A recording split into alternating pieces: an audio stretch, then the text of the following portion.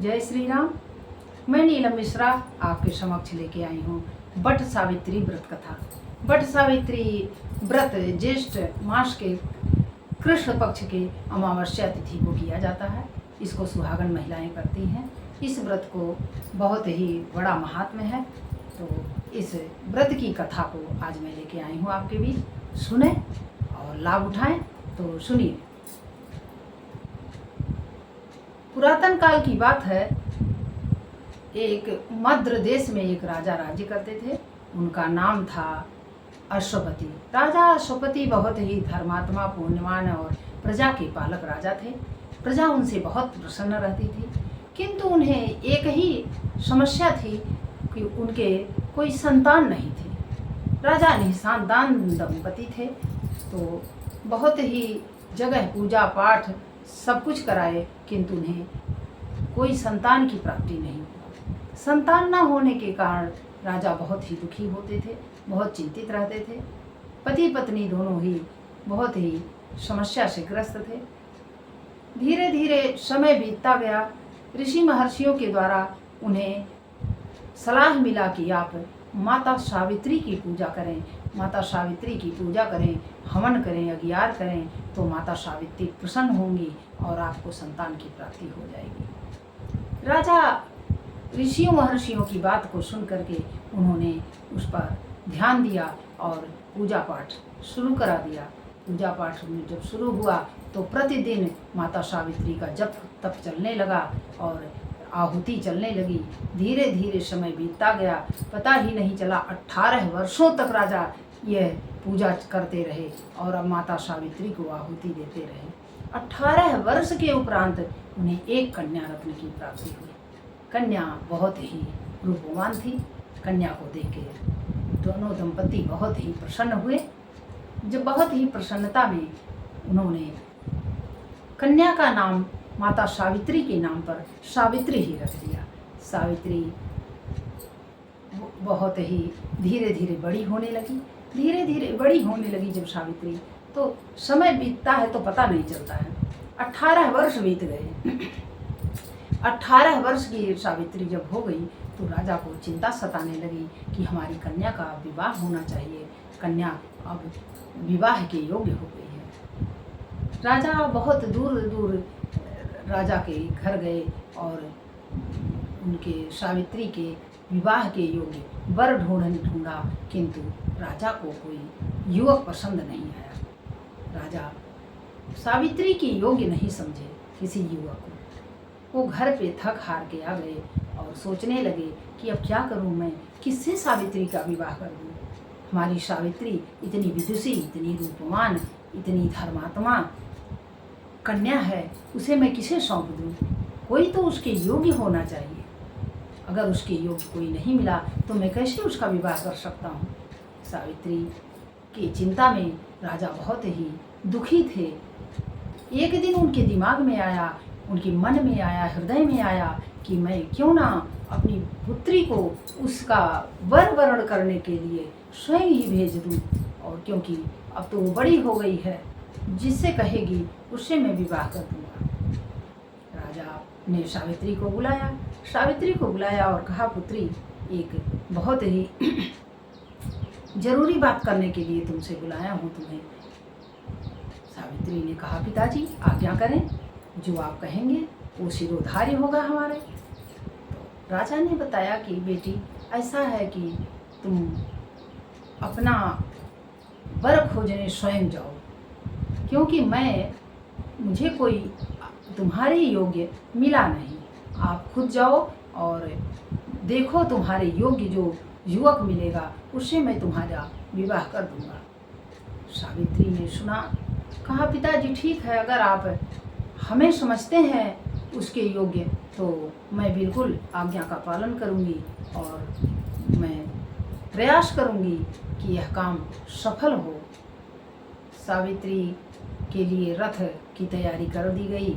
रथ चालक बुलाया गया और एक पुरोहित को साथ में दे दिया गया कि आप जाइए साथ में, सावित्री की रक्षण हेतु आप साथ रहें तो अच्छा होगा। सावित्री चल दी। धीरे धीरे समय बीतता गया। सावित्री दूर दूर देशों में गई कई जगह गई, लेकिन उसको कोई योग्य वर नहीं प्राप्त हुआ। जब कोई योग्य उसके मिला ही नहीं, सावित्री भी निराश घर की तरफ लौटने लगी। तो उसे कुछ विश्राम करने की इच्छा हुई। उसने कहा कि रथ रोको जरा, इस जंगल में थोड़ा समय विश्राम कर लेती हूँ, फिर चलेंगे अपने राज्य में वापस। रथ चालकों ने रथ को रोक दिया और सावित्री विश्राम हेतु जंगल में बैठ गई। जंगल में बैठी ही थी कि उसकी दृष्टि जो है एक युवक पर पड़ी। युवक लकड़ी काट रहा था, नौजवान युवक था, वो लकड़ी काट रहा था। लकड़ी काटते हुए युवक को सावित्री ने देखा तो सावित्री आकर्षित हो गई। सावित्री ने देखा कि रूप और यौवन से भरा हुआ यह पुरुष बहुत ही बुद्धिमान, बहुत ही गुणवान, बहुत ही विवेकवान दिख रहा है। और इसे मैं मन ही मन उसने प्रार्थना किया कि हे भगवान, यह ही मेरे पति के योग्य है, मैं इसे वरण करती हूँ और इसी से विवाह कर लूँगी। यह सोच लिया मैंने, उसने ऐसा कहा। उसके बाद वो जब युवक नीचे उतरा तो उसने पूछा कि महानुभाव आप कौन हैं, अपना परिचय हमें दें। सावित्री के कहने पर वह युवक बोला कि हे देवी, मैं राजा दुत्मसेन का पुत्र सत्यवान हूँ, मेरा नाम सत्यवान है। मैं तो उसने पूछा कि इस जंगल में क्यों लकड़ी काट रहे हैं, आप राजा के पुत्र हैं, तो आपको क्या आपदा पड़ी कि आप लकड़ी काट करके इतना छोटा काम कर रहे हैं। तो सत्यवान ने कहा कि मेरे माता पिता के राज्य को शत्रुओं ने छीन लिया है, मेरे पिताजी को हरा करके सारा राज्य पाठ उन्होंने छीन लिया और मैं यहाँ जंगल में अपने माता पिता को लेकर के रहता हूँ झोपड़ी में और उनकी सेवा करता हूँ, और वो दृष्टिहीन भी हैं। मेरे लिए एक और समस्या है, इसलिए मैं यहीं पे रहता हूँ और लकड़ी काट करके अपना जीवन यापन करता हूँ। सावित्री ने सुना तो सावित्री ने कहा कि कोई बात नहीं, आप जैसे भी हैं मैं आपसे विवाह करूँगी। सत्यवान ने कहा कि मेरे साथ देवी विवाह करोगी, कौन सा सुख भोगोगी, मैं तो जंगल में झोपड़ी में जीवन यापन करता हूँ, आप राजकन्या हो, राजकन्याओं को यह शोभा नहीं देता, आप किसी राजपुरुष से विवाह करें तो आपके लिए उत्तम होगा। किंतु सावित्री ने कहा नहीं, मैंने जो एक बार फैसला कर लिया वही होगा, और मैं जाऊंगी अपने पिताजी से अनुरोध करूंगी कि पिताजी, मैंने वर का वरण कर लिया है और आपके साथ मेरा विवाह होगा। सत्यवान तो कुछ नहीं बोला। उसके बाद सावित्री घर चली आई। जब घर चली आई तो राजा से उसने जाके कहा, पिताजी, मेरा आपका दिया हुआ कार्य संपन्न हो गया, मैंने अपना वर वरण कर लिया है। राजा ने पूछा कि पुत्री, यह तो बहुत ही हर्ष की बात है, आप बताओ ना किसे वरण किया है। तो सावित्री ने कहा कि पिताजी, मैंने राजा दुत्मसेन के पुत्र सत्यवान को वरण किया है। बहुत ही बुद्धिमान, विवेकवान, धर्मात्मा और बहुत ही ऐश्वर्यवान वो युवक है, मैं उसी को वरण की हूँ और आप उसी के साथ मेरा विवाह कर दें। सावित्री की बात को सुन के राजा को बहुत ही हर्ष हुआ। राजा ने कहा, ठीक है, मैं तुम्हारा विवाह उन्हीं से कर देता हूँ, और पूरे राज्य में ढिढोरा पिटवा दिए कि मैं अपनी पुत्री का विवाह राजा दुत्मसेन के पुत्र के सत्यवान के साथ कर रहा हूँ, और विवाह अब ठीक हो गया है, कोई समस्या नहीं है। यह बात धीरे धीरे पूरे देश विदेश में फैल गई, पूरे संसार में फैल गई। तो नारद मुनि को भी यह पता चल गया, देवर्षि नारद को, कि राजा अश्वपति ने अपनी कन्या सावित्री का विवाह सत्यवान के साथ कर रहे हैं। तो नारद जी को बहुत ही आश्चर्य हुआ, बहुत ही चिंता हुई, और वो दौड़े दौड़े राजा अश्वपति के पास आए। उन्होंने कहा, राजन, एक प्रार्थना है आपसे कि आप सत्यवान से विवाह ना करें सावित्री का। राजा ने पूछा, क्यों, क्या बात हो गई।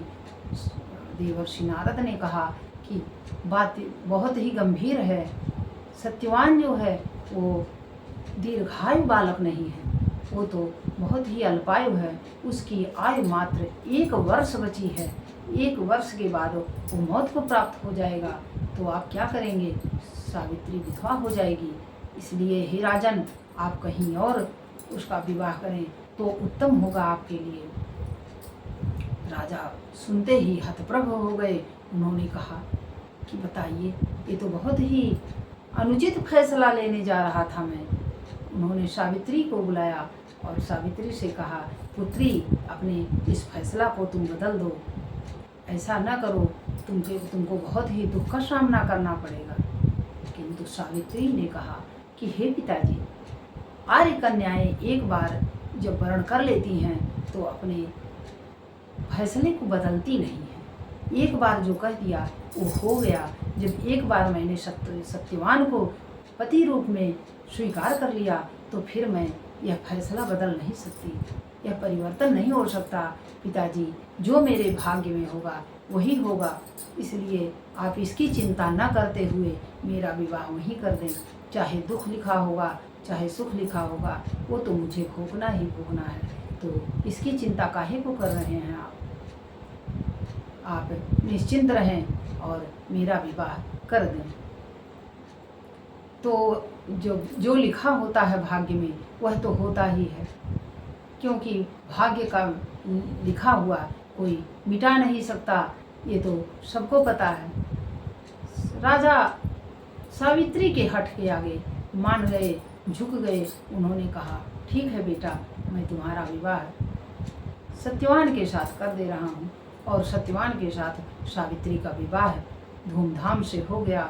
और सावित्री जंगल में चली आई। जंगल में आ करके वो उसी झोपड़ी में रहने लगी और सास ससुर की सेवा करती और पति की का सहयोग करती।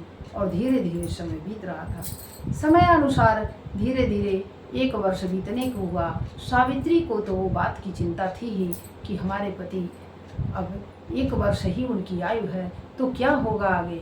रोज ही वो प्रतिदिन प्रार्थना करती कि हे भगवान, मेरे पति को बचा लीजिए, मेरा कल्याण करिए, मेरे सुहाग की रक्षा करिए। यह वह रोज ही प्रार्थना करती, रोज ही अपना पूजन और वंदन अर्चन करती। वह बहुत ही धर्मात्मा कन्या थी। तो जहाँ भक्ति होती है भगवान की, भगवान कहीं ना कहीं तो भाग्य को बदल ही देते हैं। भाग्य दुर्भाग्य सौभाग्य के रूप में बदल जाता है। हमारे अंदर वह भक्ति भावना होनी चाहिए। सावित्री की भक्ति भावना चलती रही। धीरे धीरे वह समय आ गया जब 2-3 दिन साल में बीता बचा। 2-3 दिन के पहले ही सावित्री को अति चिंता हो गई। उसने अन्न और जल दोनों को त्याग दिया और निराहार निर्जला उपवास रख करके उस चुपचाप रहती और भगवान से मात्र प्रार्थना करती कि हे प्रभु, मेरे पति को बचा लीजिए, मेरा कल्याण कर दीजिए, मेरे सुहाग की रक्षा कीजिए। इस तरीके से वो समय काट रही थी। वह दिन भी आ गया। सत्यवान ने कहा, मैं लकड़ी काटने जा रहा हूँ। सावित्री ने कहा कि स्वामी, मैं भी चलूँगी आपके साथ। कहा, ठीक है, चलो, आप भी चलो साथ में। वो लकड़ी काटने लगा और वो बोझ बनाने लगी, लकड़ी का गट्ठर बनाने लगी। वो काट ही रहा था लकड़ी कि उसके सिर में बहुत जोर का दर्द होने लगा। उसने कहा, सावित्री, मेरे सिर में दर्द हो रहा है। सावित्री तो समझ गई कि अब क्या होने वाला है। वो कहा उसने कि स्वामी, आप नीचे आ जाइए और चलिए विश्राम करते हैं। और सावित्री उसको ले करके आ गई एक बट वृक्ष के नीचे, जहाँ वह रोज ही पूजा करती थी, अर्चन वंदन करती थी प्रभु के। वहीं पे आ गई और वहीं बट वृक्ष के नीचे बैठकर अपने पति का सिर गोदी में रख के और उसने विलाप करना शुरू कर दिया, प्रार्थना करना शुरू कर दिया, प्रभु से विनती करना शुरू कर दिया कि हे प्रभु, इनकी रक्षा आप करें, इनकी रक्षा आप करें, हे प्रभु कल्याण करें। वह प्रार्थना कर ही रही थी, सिर को सहला ही रही थी कि तब तक यमराज आ गए। यमराज सत्यवान के प्राण को लेके जाने लगे। सत्यवान के प्राण को जब लेके जाने लगे तो सावित्री भी पीछे पीछे चल दी। सावित्री चल दी तो यमराज ने देखा कि पीछे सावित्री भी आ रही हैं। यमराज ने कहा कि देवी, आप क्यों आ रही हैं? आपको आने की ज़रूरत नहीं है। आप यहाँ कोई और नहीं जाता है, जिसका बुलावा होता है वही जाता है। किसी और के दम नहीं है कि वहाँ जा सके, इसलिए आप वापस चली जाएं। आपकी वहाँ आवश्यकता नहीं है। सावित्री ने कहा, जब आप मेरे पति को ले जा रहे हैं तो मैं यहाँ रह के क्या करूँगी, मुझे भी चलना है। यमराज सुन के बहुत ही चिंतित हुए। उन्होंने कहा, नहीं देवी, आप जाएं, आपको यहाँ मैं नहीं ले जा सकता आपको साथ में। पुनः सावित्री चलने लगी पीछे पीछे। तब यमराज ने कहा कि हे देवी, आप जो भी वरदान मांगना चाहें मांग लें, किंतु हमारे पीछे ना जाएं। सावित्री ने कहा, अगर वरदान देना ही चाहते हैं आप तो वरदान दे दीजिए कि मेरे सास ससुर जो अंधे हैं उनकी दृष्टि वापस आ जाए।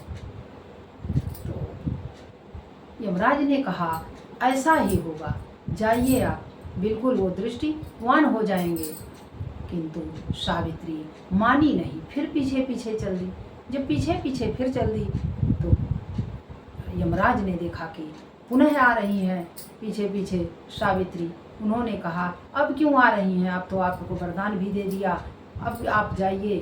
सावित्री ने कहा, मैं नहीं जा सकती, मैं अपने पति को छोड़ के तो नहीं जा सकती, चाहे जो कहें। लेकिन यमराज बहुत ही परेशान हो गए। यमराज ने कहा, कोई और वरदान मांग लो देवी, लेकिन मेरे पीछे मत आओ। यमराज ने के कहने पर सावित्री ने कहा, ठीक है, अगर आप वरदान देना चाहते हैं तो वरदान दे दीजिए प्रभु कि मेरे सास ससुर का राज्य वापस आ जाए और वो अपने धन संपदा और राज्य साम्राज्य के मालिक बन जाएं। यमराज ने कहा, जाओ देवी, ऐसा ही होगा, तुम्हारे मांगे हुए वरदान तुम्हें मिल गए, अब आप वापस जाओ, अब यहाँ आने की कोई ज़रूरत नहीं है। किंतु सावित्री नहीं मानी, फिर पीछे पीछे चलने लगी। पीछे पीछे गई तो फिर यमराज जी को चिंता हुई। उन्होंने कहा, देवी क्यों परेशान कर रही हो, आपके पैर पड़ रहा हूँ, आप जाइए, अपने घर जाइए, अब आपको आने की ज़रूरत नहीं है, मैं इनके साथ आपको नहीं ले जा सकता। उसने कहा कि मैं नहीं मानूंगी, मुझे जाना ही जाना है, मैं पतिव्रता नारी, अकेले मैं क्या करूंगी यहाँ रह के, मुझे तो अपने पति के पास रहना है। यमराज ऐसी भाषा को सुन के उन्होंने कहा कि अच्छा ठीक है, एक वरदान और मांग लो, जो मांगना हो मांग लो, मैं दे दूंगा, किंतु मेरे पीछे मत आओ। सावित्री ने कहा, अगर वरदान ही देना है तो मुझे वरदान दीजिए हे प्रभु कि मैं 100 पुत्रों की माँ बनूं, मुझे 100 पुत्र उत्पन्न हो। यमराज ने कहा, जाओ देवी, ऐसा ही होगा। सावित्री पुनः जाने लगी उनके साथ। तो यमराज फिर देखे तो उन्होंने कहा कि अब क्यों आ रही हो, अब तो सारे वरदान मैंने दे दिए, अब आने की क्या आवश्यकता है तुम्हें। तब सावित्री ने कहा कि आपने वरदान तो दे दिया मुझे पुत्रवती होने का, और मेरे पति को लेके जा रहे हैं, मैं पतिव्रता नारी, पुत्र कैसे हो सकते हैं मुझे अगर मेरे पति नहीं साथ में रहेंगे। इस बात को सुन के, इस संवाद को सुन के यमराज जी बहुत ही हतप्रभ हो गए और वो विवश होकर के उन्होंने सत्यवान को छोड़ दिया सावित्री के पास, और सावित्री के धर्म और भक्ति और प्रार्थना के बल पर सत्यवान जिंदा ही हो गया। तो सावित्री आई और जहाँ पे सत्यवान का शरीर पड़ा हुआ था बट वृक्ष के नीचे, वह आई, देखी तो सत्यवान राम राम पुकार रहा है और वह जीवित है। सावित्री बहुत ही प्रसन्न हुई और बट देवता से प्रार्थना करने लगी कि हे प्रभु, आप बहुत ही विष्णु भगवान हैं, आप की जय जयकार हो, आपने बहुत बड़ा उपकार किया है, बहुत बड़ा कल्याण किया है। इस व्रत को, इस कथा को जो भी बहनें सुनेंगी उनका हमेशा कल्याण हो, उनकी हर मनोकामना पूरी हो। यह कह करके सावित्री अपना चली गई। तो तब से ही, उसी समय से ही यह कथा चली आ रही है और ज्येष्ठ मास की अमावस्या को यह व्रत किया जाता है। जैसे सावित्री को भगवान विष्णु ने, बट देवता ने उनके मनोकामना को पूरा किया, उन्हें धन संपदा दिए, उनके सास ससुर को दृष्टि दिए और उनके पति का दीर्घायु बनाया, इसी ऐसे ही हमारी बहनें हर प्रकार से उनकी मनोकामना पूर्ण हो, ऐसा मैं भी प्रार्थना करती हूँ। तो जय माता दी।